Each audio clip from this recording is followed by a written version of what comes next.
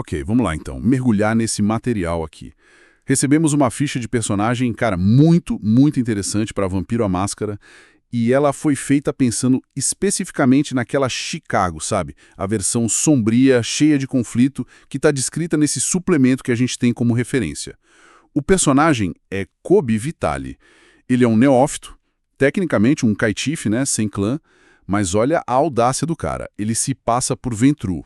E não é só isso, ele tem umas ambições gigantescas, misturando medicina e tecnologia de um jeito bem peculiar. Para contextualizar, a gente está usando essa ficha detalhada do Kobe e também vários trechos do suplemento Chicago by Night, para a 5ª edição do V5. E esse material, nossa, pinta um cenário bem denso para a cidade. Então, qual que é a nossa ideia aqui nessa análise? É explorar como um personagem como o Kobe, com as habilidades, as vantagens e, olha, principalmente os segredos dele, como ele se encaixaria, como ele navegaria nessa teia toda de poder, perigo, intriga, que é a Chicago descrito ali. Vamos até bolar aqui uma pequena crônica, imaginar ele em ação lá. E o que chama atenção logo de cara é a tensão, né? Pura tensão. Um caitife fingindo ser Ventrue, logo em Chicago, uma cidade onde os Ventrue, liderados pelo príncipe Kevin Jackson, controlam tudo com mão de ferro. E eles são super desconfiados de qualquer um de fora, de qualquer um que pareça deslocado. Chicago, pelo que está descrito aqui, é um verdadeiro barril de pólvora. É camarila com franarquista o tempo todo. Tem a chegada recente dos La Sombra, que ninguém engoliu direito. Tem a segunda Inquisição sempre à espreita, mesmo que discreta.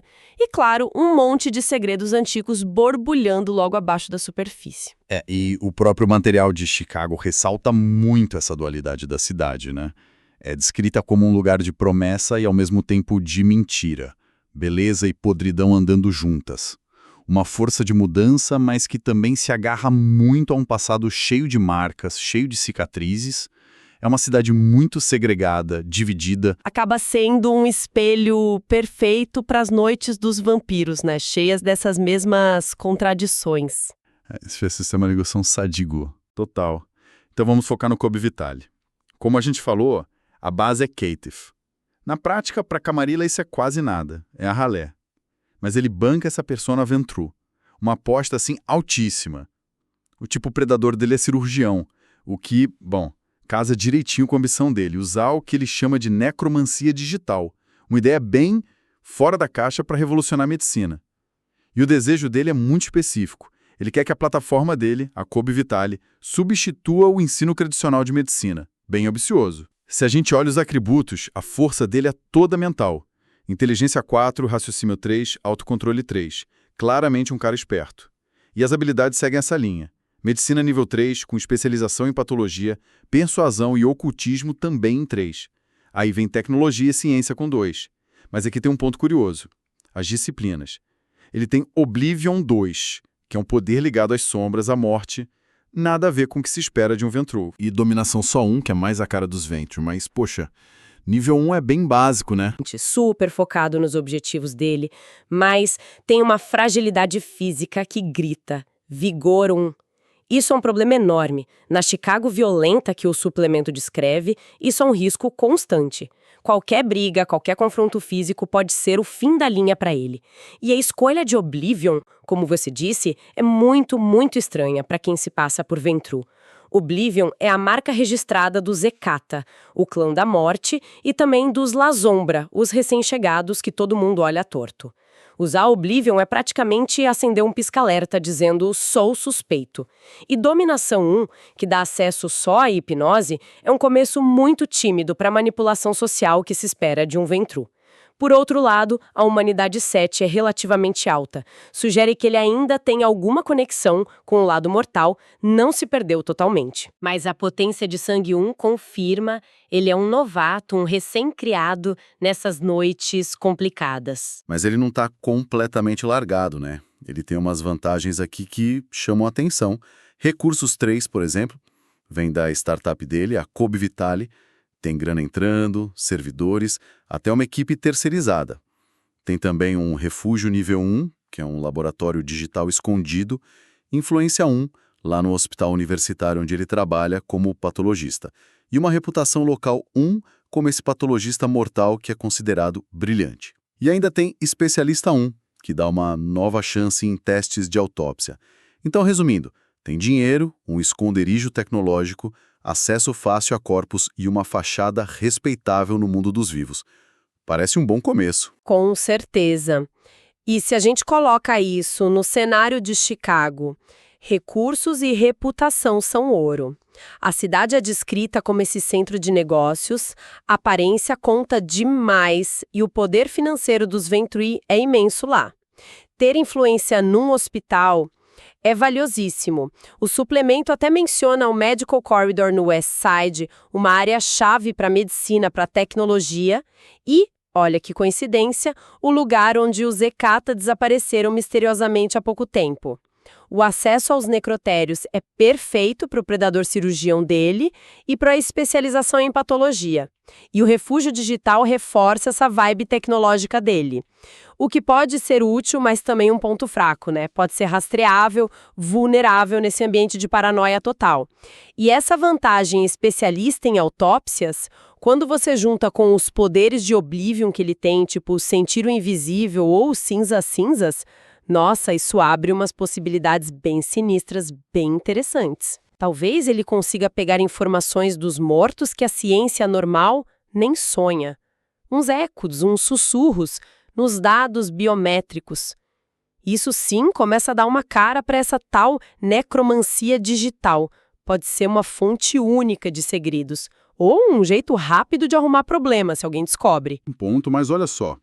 Primeiro, suspeito 1. E quem suspeita dele? Justamente os Ventru, o clã que ele está imitando. E o segundo, Segredo Sombrio 1, que é exatamente esse estudo secreto da necromancia digital. Ou seja, o pessoal que ele tenta enganar já está de olho torto nele.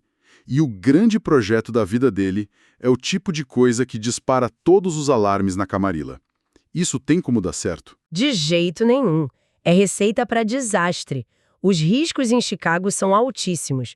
Ser suspeito pelos ventrolocais, que, como o material deixa bem claro, são liderados pelo príncipe Kevin Jackson com pulso firme, é como nadar num tanque de tubarões que já sentiram o cheiro do sangue.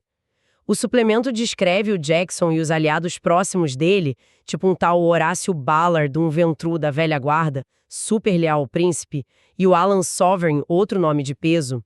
Eles são descritos como gente que não hesita em eliminar quem eles acham que é ameaça.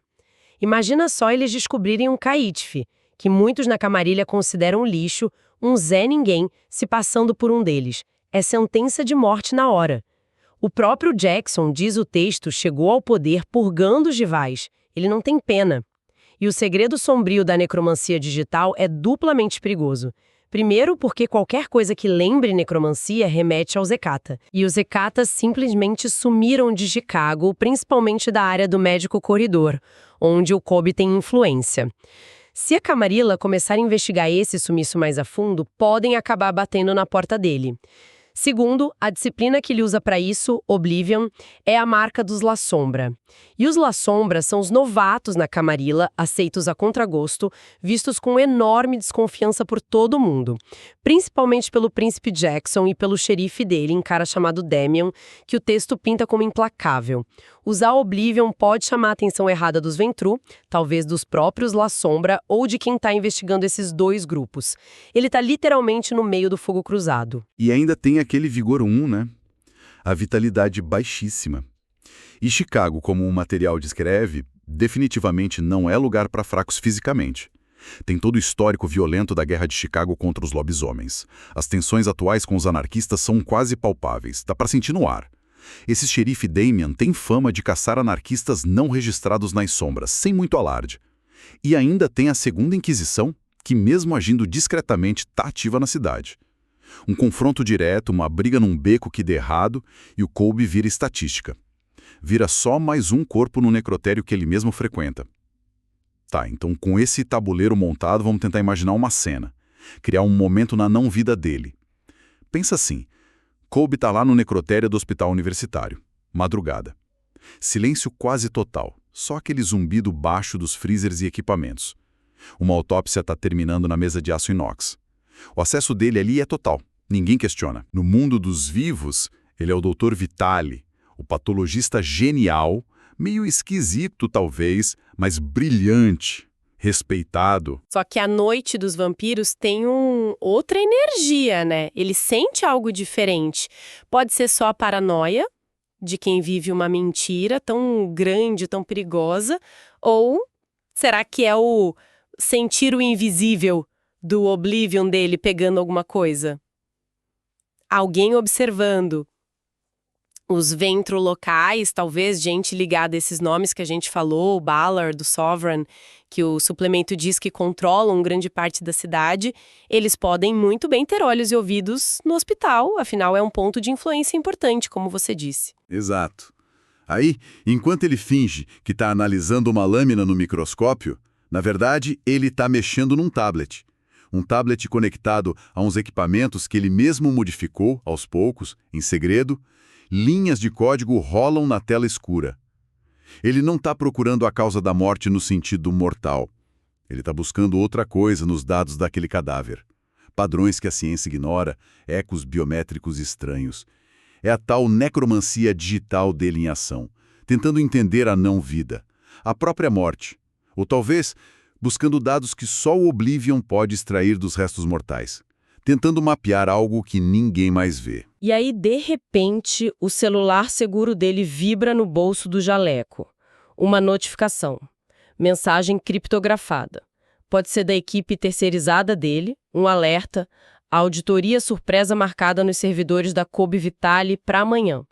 Putz, preocupante. Ou pior ainda, uma convocação. Pro Elysium. Será que é naquele Garfield Park Conservatory que o texto menciona como um Elysium tradicional? Ou naquela festa nova no Field Museum que está nas Cross-Clan Invitations do material? Os Ventrue querem falar com ele? Será que descobriram algo? Será que é o próprio príncipe Jackson chamando? A espinha deve gelar na hora. E para piorar tudo, a fome começa a apertar. Ele tem fome inicial 1, então ela chega rápido. Precisa caçar. Mas sair do hospital agora, com essa sensação de estar sendo vigiado, parece uma péssima ideia. Ele olha para o corredor, vê um segurança mortal fazendo a ronda noturna. É a hora de usar a única ferramenta Ventrue que ele realmente tem. Dominação 1. Um comando rápido com hipnose, talvez. A porta do necrotério vai emperrar pelos próximos 10 minutos e as câmeras dessa ala vão ter uma pequena falha de gravação agora. Só para garantir um mínimo de privacidade. Um respiro. Ele até considera usar cinzas a cinzas do Oblivion, tentar arrancar alguma informação extra do corpo ali na mesa. Mas o risco é alto demais. E se alguém percebe ele usando uma disciplina tão acata, tão la sombra... Mas antes que ele consiga decidir o que fazer, pensar direito, chega outra mensagem. Dessa vez, sem criptografia nenhuma. Um número totalmente desconhecido. A mensagem é curta, direta e gela o sangue. A gente sabe o que você é. A gente sabe o que você procura nos mortos. O Oeste não esquece. Nossa! Uma referência direta ao West Side, ao Medical Corridor, ao sumiço do Zekata. Ou é uma ameaça mais sutil de algum Ventrue desconfiado que farejou o uso de Oblivion. Ou pior ainda, será que tem a ver com aqueles segredos mais profundos e sombrios de Chicago que o suplemento só pincela? Os tais Drowned, ou outras entidades estranhas que dizem assombrar a cidade? Caramba, a situação ficou tensa demais. O sangue, ou seja lá o que corre nas veias dele, deve ter sumido do rosto do Kobe. Ele apaga tudo no tablet, rápido, deleta os rastros digitais do trabalho da noite. Precisa sair dali, agora. Precisa pensar, precisa se alimentar. A ambição dele de mudar o mundo com a tecnologia é gigante.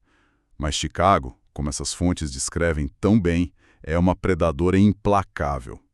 Ela devora os descuidados, devora os ambiciosos que não têm poder para bancar a própria ambição. A máscara de Ventrue é a única armadura dele, mas é feita de vidro, pode quebrar a qualquer momento. E agora? Como ele responde a essa ameaça tão direta e ao mesmo tempo tão vaga? Para quem ele pode pedir ajuda? Para os Ventrue que já desconfiam dele? Nem pensar. Procurar outros párias, outros caítif. O suplemento menciona um tal Bennett Steedman, dono daquele clube Headness 5, um lugar meio alternativo frequentado por quem está à margem. Seria uma opção? Ou ele arrisca tudo e tenta um contato com os anarquistas. Figuras como Mal Davis ou Anita Wainwright, que também são mencionadas operando nas sombras e que odeiam os Ventru. Qualquer escolha errada agora pode ser a última. Então o que a gente pode concluir disso tudo? Colby Vitale é um personagem fascinante, sim, cheio de potencial, mas ele está caminhando numa corda bamba esticada sobre um abismo de perigos na Chicago que a gente explorou aqui. As vantagens dele dão uma base sólida no mundo mortal, sabe? No campo da tecnologia, da medicina, da reputação humana. Isso é inegável. Mas as desvantagens e os segredos que ele carrega a ser Caitiff, fingir ser Ventru, estudar essa necromancia digital usando Oblivion, colocam um alvo gigantesco nas costas dele, bem na mira das facções mais letais da cidade. Exatamente. A jornada dele seria essa dança constante no fio da navalha. Ele teria que usar toda aquela inteligência alta, toda a astúcia e as disciplinas dele, Oblivion e dominação, de forma extremamente sutil, extremamente cuidadosa. Tudo isso para avançar a agenda dele, seja com a necromancia digital, seja com a plataforma de ensino que ele quer criar, sem ser detectado. A interação com a estrutura de poder Ventru, a desconfiança que já existe sobre ele, o perigo inerente ao que ele estuda e como ele estuda, tudo isso cria um palco perfeito para muito conflito, muita intriga, muito horror pessoal. Ele teria que ser mais esperto e mais discreto que todo mundo o tempo todo. Uma pressão absurda. E fica aqui aquela provocação final para a gente refletir, né?